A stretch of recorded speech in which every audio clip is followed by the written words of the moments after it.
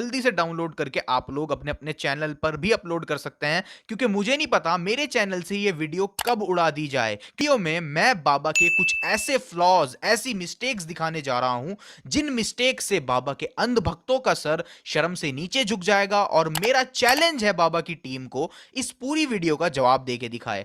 और तुम नहीं दे सकते, क्योंकि इस वीडियो में मैंने बाबा की ऐसी ऐसी मिस्टेक्स दिखाई हैं जो एक जादूगर तो कर सकता है, लेकिन वो शख्स जो कहता हो कि मेरे पास दिव्य शक्तियां हैं, बालाजी की और हनुमान जी की कृपा है, वो नहीं कर सकता है इस तरह की मिस्टेक्स, अगर वो सच्चा है तो ये केस बड़ा इंटरेस्टिंग है, क्योंकि बाबा ने जो पर्चे में लिखा था उसको बड़ी ही चालाकी से पढ़ा ही नहीं था।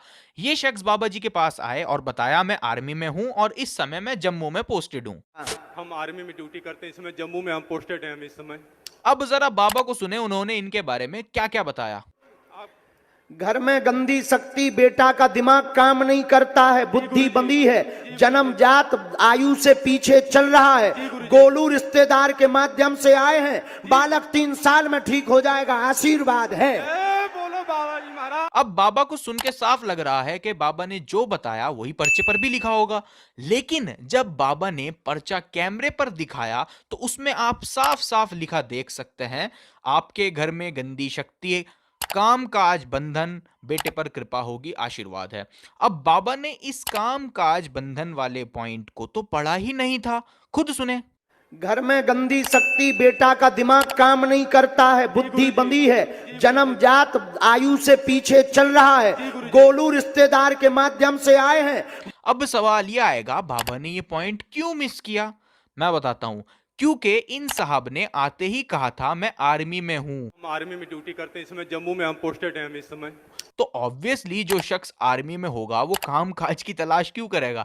तो बाबा ने भी इस गलती को बड़ी ही चालाकी से हाइड कर दिया, छुपा दिया, लोगों के सामने पड़ा ही नहीं। तो अब सवाल यह है कि ये गलती एक जादूगर से हुई या बालाजी से या हनुमान जी से, क्योंकि बाबा आप ही बोलते हो हनुमान जी बहुत पावरफुल हैं, बालाजी पर आपको भरोसा है। हमें अपने बालाजी पे भरोसा है, हमें अपने एक मैडम बाबा जी के पास आई और बाबा को बोला मेरे बाबा बहुत पैसा देके मेरी शादी की है। हमारे शादी का 4 साल हुआ। हमारे पति जो है और लड़कियों से संबंध रखते हैं, चोरी डकैती छिनैती सब करते हैं, और हमारे तलाक की अर्जी डाल दी। मेरे माँ बाप बहुत पैसा लेकर मेरी शादी की है, लेकिन कोई सुख नहीं मिला। नजदीक आओ आप। इन्होंने साफ साफ बोला कि माँ बाप बहुत पैसा देके शादी की है, तो इसका मतलब बिल्कुल साफ हुआ कि शादी माँ बाप ने ही करी थी। उसके बावजूद भी हमारे सिद्धि वाले बाबा ने बोला नहीं तुमने तो कोर्ट मैरिज करी थी। मतलब था आप दोनों ने भी लव विवाह किया था, इसलिए जो ब्याह टिको नहीं है। हाँ या ना?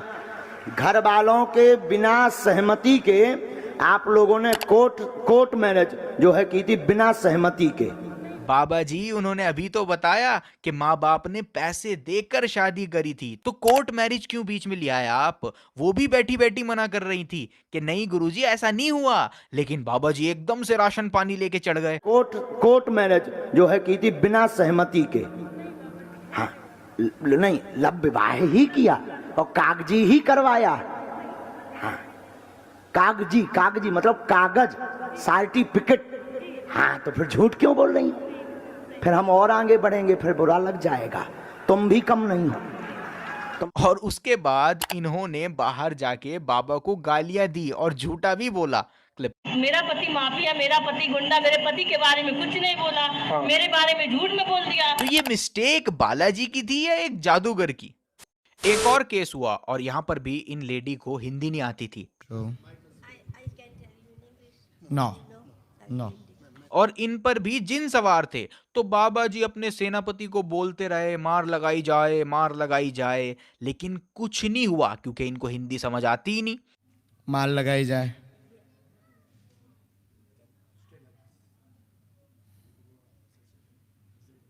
मार लगाई जाए।